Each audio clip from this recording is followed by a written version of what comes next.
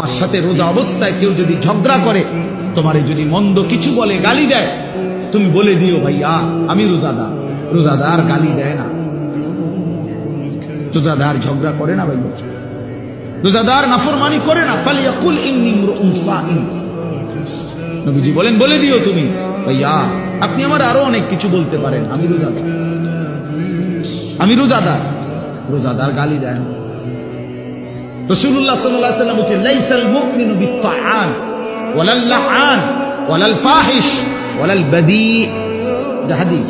নবীজি বলেন মুমিন খোঁটা দানকারী হয় না, খাবাইয়া 10 টাকা খাবাইয়া আবার এক সপ্তাহ পরে দাদা এদিনও তো করে 10 টাকা খাবাইলাম, এতে না খাওয়ানি ভালো ছিল। তা আল্লাহ নবী সাল্লাল্লাহু আলাইহি ওয়াসাল্লাম বলেন মুমিন খোঁটা দেয় না, অনুগ্রহ করে কি দেয় না, খোঁটা দেয়। ওয়ালাল লাআন, মুমিন কাউকে লানত দেয় না। ওয়ালাল ফাহিশ, মুমিন অশ্লীল কথা বলে না। ওয়ালাল বাদী, মুমিন নোংরা চরিত্রের হয় না। হাদিস আল্লাহ রাসূল সাল্লাল্লাহু আলাইহি ওয়াসাল্লাম।